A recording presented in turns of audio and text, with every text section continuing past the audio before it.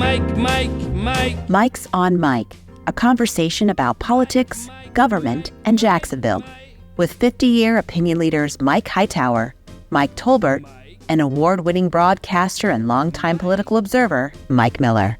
Welcome to another episode of Mike's on Mike. I'm Mike Miller, along with Mike Hightower here in the studio. Mike Tolbert is back at the remote studio at his home, and we're delighted to have you with us. Of course, Mike's on Mike is brought to us by our good friends at the Jacksonville History Center, where Dr. Alan Bliss and the fine staff there do a great job in helping us keep the lights on and the cameras rolling. And thank you to the donors, by the way, who contribute to this program to cover our expenses. Thank you.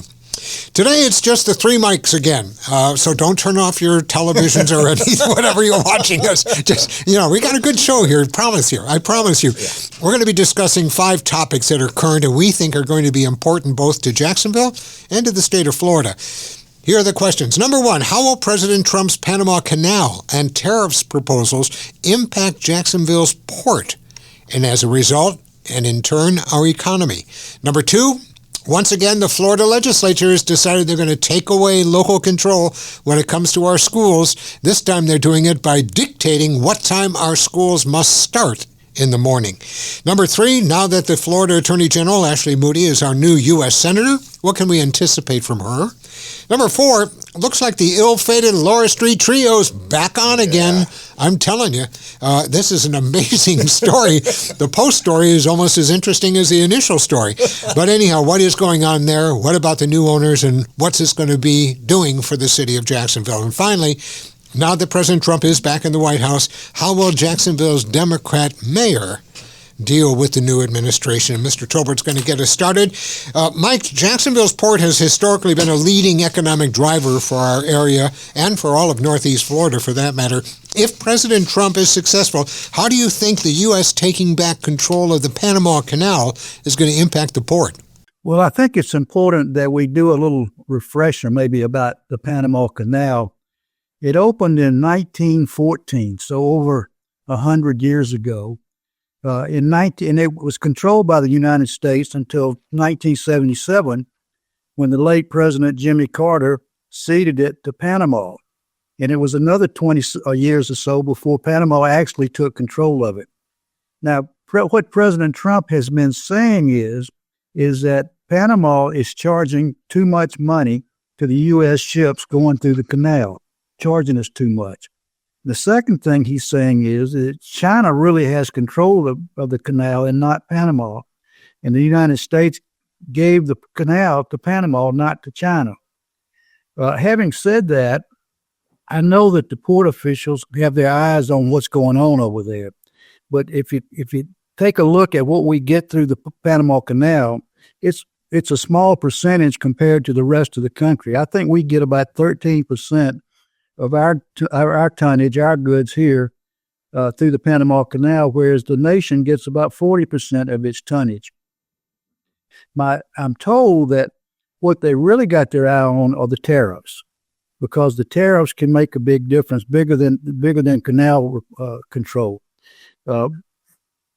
What Trump has said is that he wants to impose a 25% tariff on Canada and Mexico, and as much as 60% on China. Well, 20% of the goods at the port come through those 3 countries. So there's no question, if he actually goes through with these tariffs, and I understand now he's delayed that decision, but if he goes through with those tariffs, it will impact the consumers in Northeast Florida for sure, and it would certainly probably have an impact on employment at the port. A couple of things, if I can just jump in on this thing, because I heard something the other day, and to the credit of my friend sitting next to me, it was on CNN. It wasn't on Fox. Fake news. But nevertheless, it was an interview with an official from Panama, and he was asked the question about charging the United States more than other countries for our ships that go through there. And he indicated, and I've been trying to research this and didn't have the time to do it, I'm afraid, and that is that there is a treaty with Panama that says that they cannot charge the United States any more than they do any other country. and they can't do it to any other country as well, that the rates are set for the size of the ships and the tonnage of the ships and has nothing to do with the national origin of that trip. So, of that ship rather. So I'm wondering, when he talks about the United States being charged more than other countries, I'm not sure that's the case, except if our ships are larger than those other ships that are coming in from other countries. Mike Miller, and I hate to say this because it's going to really piss off Hightower, but it's not unusual for Mr. Trump to make up facts to try to justify an action that he may take. So what you're saying could very well be true, and it's just another Trumpism in order to advance something he wants. I hate to make that editorial comment, but it wouldn't be surprising. By the way, one other thing, by tonnage, Canada tops the list, accounting for 12% of the imports handled by the port. China is number 7 at 5%, and the tonnage from Mexico is number 9 at 3%. So when you add them all together, it's really not an overwhelming amount coming from those 3 countries, though those are the 3 countries that the president has targeted for higher tariffs than anybody else. When you talk about the tariffs and everything, and you started out, both Mike and you both started out, it's a little bit about the issue of negotiations about the border. So, and I think he said that. I don't know whether CNN is right or what, but I think we're in the first day of his administration. He has deferred it, and I think, as a lot of people said, good leaders can pivot. He may be looking for some new information, but I do think that the two countries we've talked about, both Canada and Mexico, it is about the issue of the border and negotiating, and he is in very tough negotiations as far as the border and tariffs. So I think at some point, I think we'll probably readdress this and come back to it. He's not been in the office. Well, he has been there. 27 hours. That, yeah. But I think when we look at it, as we said, it is about the border. The 2 biggest issues. His biggest issue is the border, both at Mexico and in Mexico. So why don't we address that at a later time? Okay. But I think the important thing is that when you kind of heard him talk about what he wants to do for a working middle class, and when you look at that at the ports, those are union guys, and I think he made it real clear in his inaugural address and at the other 2 events he had yesterday. He's supportive of the unions and working men. So I don't think it's soup yet. So let's see where it goes from here.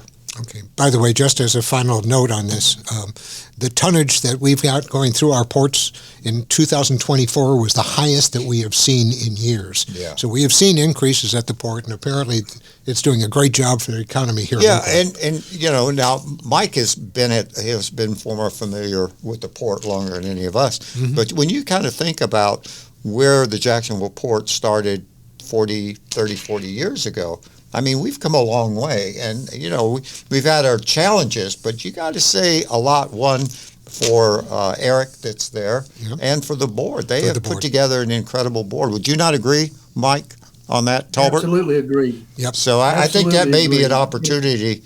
When you kind of think of Eric, as we all knew, we, with all due respect how old we are, we've all sort of seen Eric grow up. Mm-hmm. He was just a young guy, and I mean, he has done a hell of a job out there, and they've got a good board. So I think to that point, I think that's a huge opportunity for us to come and kind of share with our listening folks what's going on at the port and why.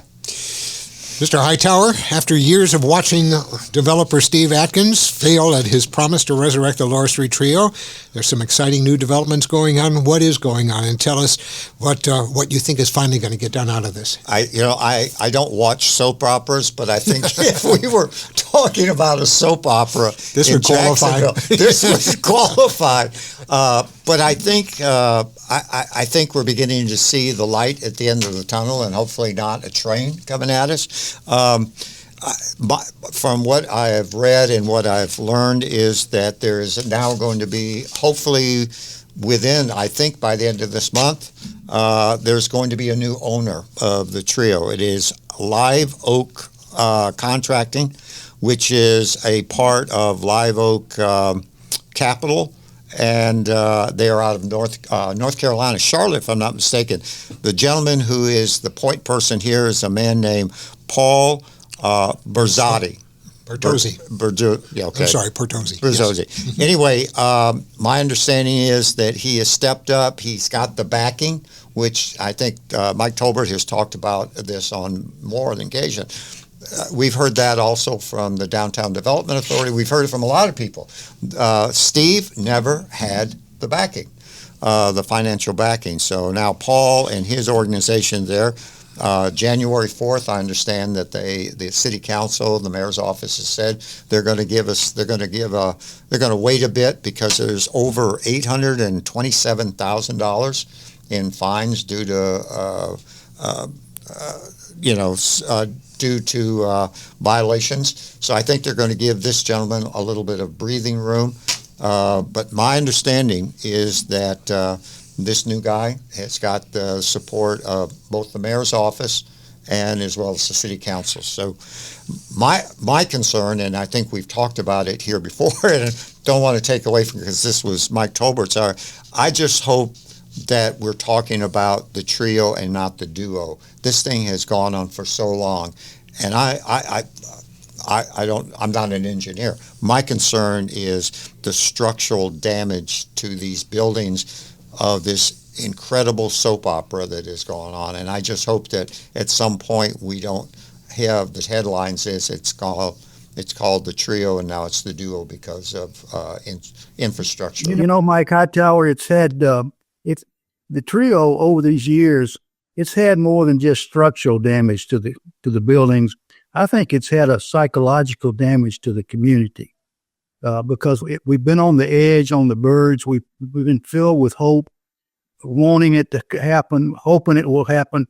Those buildings have a historical significance for Jacksonville, but I think they also have a psychological significance for the city. Absolutely. And I think if these people can pull this off, it will infuse Jacksonville with something positive and will lead to other things. I think it's so important that this guy make this happen, and I hope that he does.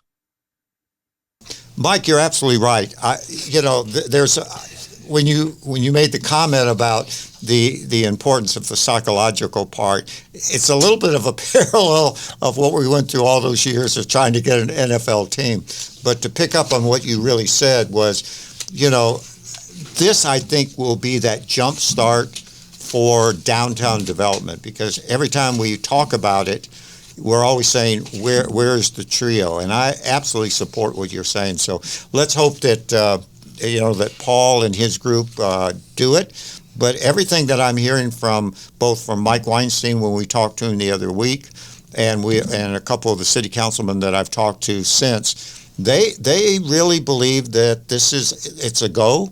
And I think that to your point, Mike Tolbert, I think we're going to see a totally different feeling about investment about downtown.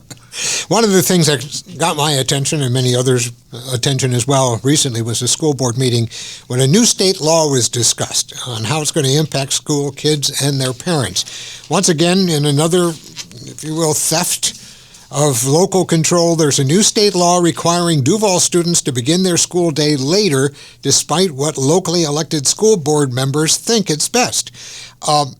Just as part of that, by the way, the new rule calls for middle school students not being able to start school before 8 a.m. and high school students not being allowed to start school before 8:30 a.m. There is no requirements regarding elementary schools. But parents are very upset about this because it upsets their schedules in the morning in trying to get to work. And normally this is something that is always handled by local school boards and local school administrations and not done by law from a statewide area. So what do you guys think about this? How do you think?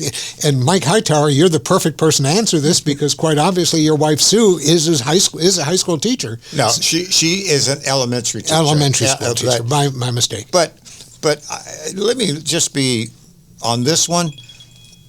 This is just the long arm of Tallahassee. We don't need to be doing this. When you start mandating Now, you talk about some of the rural areas versus Broward County or Dade County. Can you imagine traffic?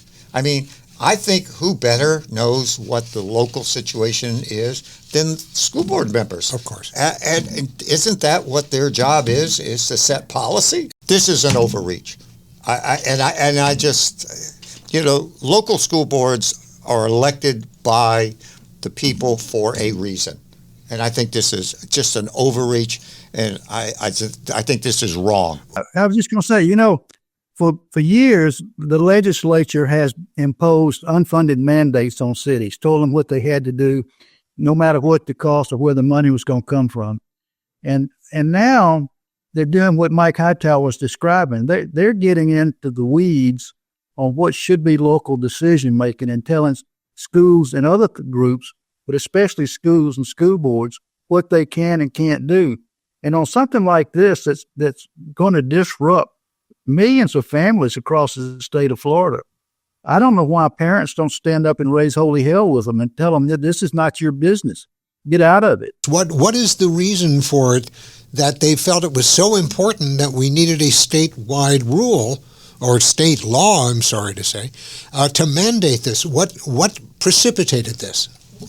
If y'all will allow me this prerogative, sure. I just sit on our HOA in North Carolina, and please, if anybody ever wants to be on an HOA board, just go out and have a psychological Been there, done that.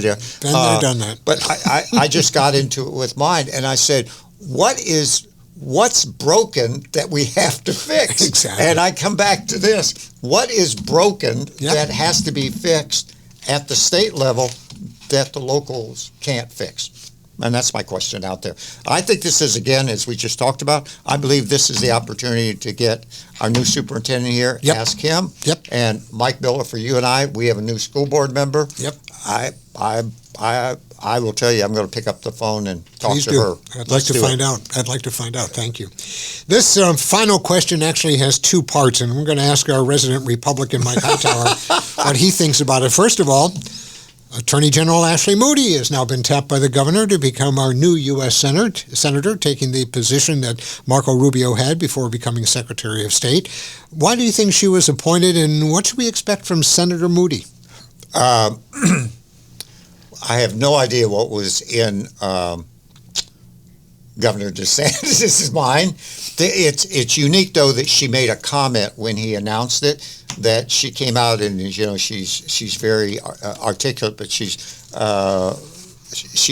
very expressive.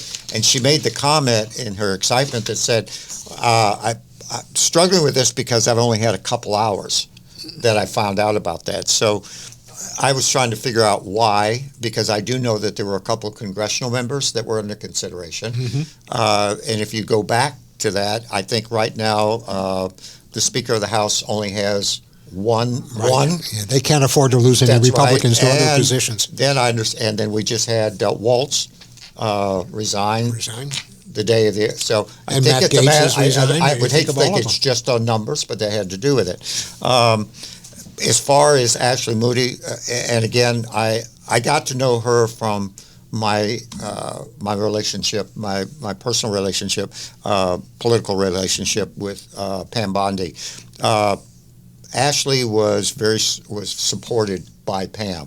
I wrote down when I went back. I said, what was it about Ashley that Pam was so intrigued with, and why she was so vocal and proactive? So if I can real quick, opioid, the medicine, that thing, which of course was Pam's big deal.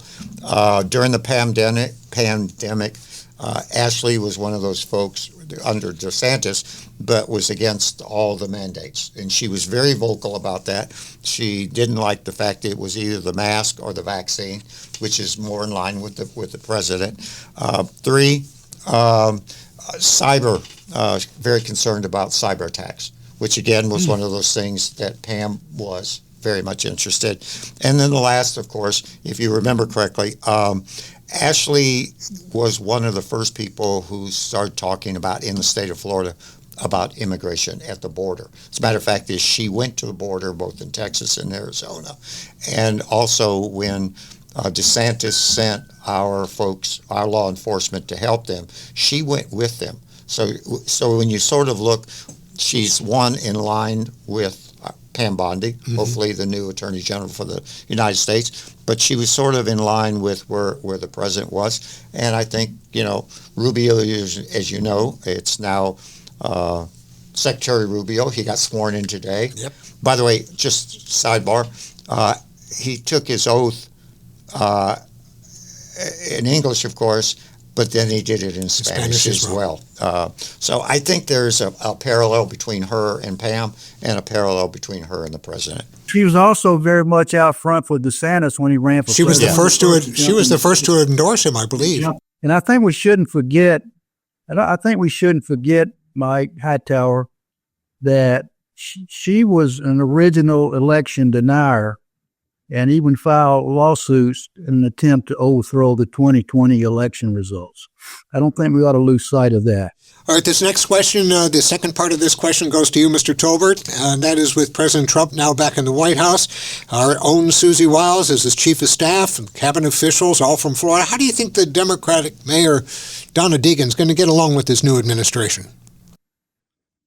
I think it's going to be rocky, but I think she's got opportunity. First of all, she's got Susie in the White House, and I hope she's reached out to Susie before now. I hope she did that early on. I don't know that she did, but I hope she did. And she's got Karen Bowling on her as her chief administrative officer. And Karen was at the inauguration, very visible at the inauguration. And Karen worked, as you remember, she was worked for Governor Scott, and she's still very close to Scott.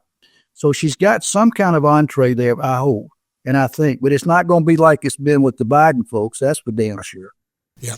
She also has, of course, Mike Weinstein as chief of staff, and Weinstein is very close to Susie. I know they talk quite regularly. So yeah. So that's going to. I think that's going to help. Think about that, but that's very true. Help as well. Yeah, and if I can pick up from the lobbyist perspective on that, sure. A little experience in that, having hired lobbyists at Blue Cross, depending on when administrations change. Good leaders can pivot.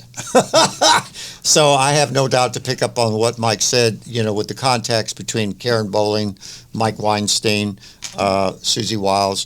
This would not be outside the norm that when administrations change, mayors look to hire lobbyists. It's done all the time. Yep.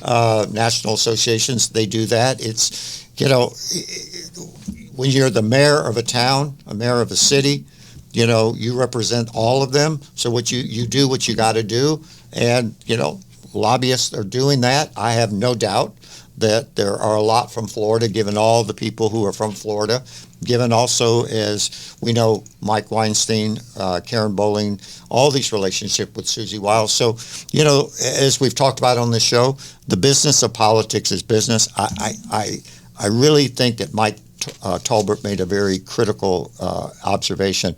Hopefully she has reached out and done that, but we've talked about this. Donna Deegan's a pretty good communicator. I think she's a pretty good strategist. Yep. I think the people around her are pretty good strategists as well. Okay. Thank you guys very, very much. This was fun. I enjoyed it very much. Next week, you won't want to miss the program. We've been kind of skirting this issue for a while now, and you talk about some of the thorny issues that our mayor is going to be facing here in the next few months. Well, she's got a local issue that's going to be quite thorny as well, and it's the bill that was proposed by City Councilman Matt Carlucci. Matt's been on our program before, but we're probably going to be talking about the bill that he has sponsored now, which would increase the garbage fee collection, in fact, more than double it, from the $12.87, I believe it is, up to $40 which is going to be quite a hit if we go that direction. So we're going to talk about the garbage fee next week and get an idea from everybody on all sides just why they feel the way they do. So we hope you will join us. Yeah. That's going to do it for us for another episode of Mike's on Mike. Once again, our thanks to the Jacksonville History Center for sponsoring us, and we hope that you'll catch us every week on Facebook, on our website, mikesonmike.com, Spotify, Apple Podcasts, or any favorite platform where you get your podcasts. We'll see you all again. Y'all take care. Thanks. Bye-bye. Mike's on Mike with Mike Tolbert, Mike Hightower, and Mike Miller can be found on your favorite podcasting platform, Facebook, and YouTube. Visit the website at mikesonmike.com. Join us next time for more conversation with Mike's on Mike.